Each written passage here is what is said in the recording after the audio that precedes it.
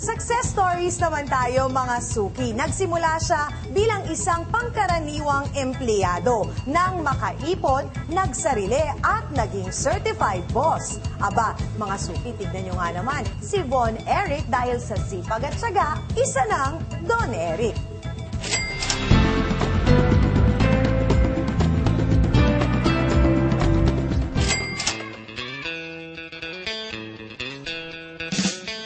Ito ang munting tahian ng damit ni Eric Beltran. Naitayo niya ito gamit ang isang buwang sahod bilang puhunan. Nag-work ako before sa ganitong klase din ng negosyo as marketing, and then nakuha ko yung idea. Yung pinakahuling sahod ko bago ako mag-resign, ayun yung ginamit kong capital. May 1.5 taon na ang negosyo ni Eric. Ang starting capital, 8,000 piso.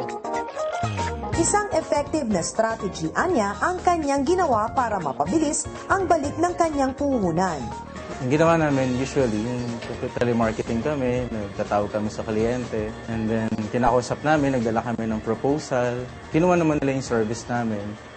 Hindi naman daw naging madali sa simula para sa kanya ang pagninegosyo. Mahal raw kasi ang mga kailangang kagamitan. Sipag, tiyaga at diskarte lang talaga ang kailangan. Isang machine is nirentahan namin ng 500 pesos before, nung unang-una pa. Hanggang sa kapag nakadeliver na kami ng first project, nabayaran na namin lahat. Pati yung machine na nirentahan namin, nabili na namin. Sa ngayon, mahigit sa 20 eskwelahan na ang sinusuplayan niya ng uniforme. Pati ilang government at private offices. Siya na rin daw ang pinagkakatiwalaang gumawa ng uniforme. Ito yung mga product namin. Uniform to ng isang pharmaceutical company. Ang isang set ng blouse and pants for the ladies ay nagkakahalaga ng 1,000 to 1,200 pesos. Nasa 1,100 to 1,300 naman ang presyo sa men's polo and pants.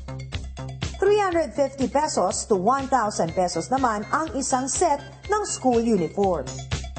Kumikita si Eric ng mula 50 to 200,000 pesos monthly. Sa panahong ito na napakahigpit ng kompetisyon sa ganitong negosyo, tunay na nakakabilib ang tagumpay ni Eric. Kaya naman payo niya sa mga nais magnegosyo, Determinasyon na kailangan talagang totoong mangyayari yung kung ano yung pangarap mo o kung ano yung iniisip mo sa yung buhay. Example, yung naging focus. Kasi noon, kahit palagi ko parang hindi na magtatagumpay, pero tuloy-tuloy lang, dire-diretso lang, maging sipag lang, maging matyaga din.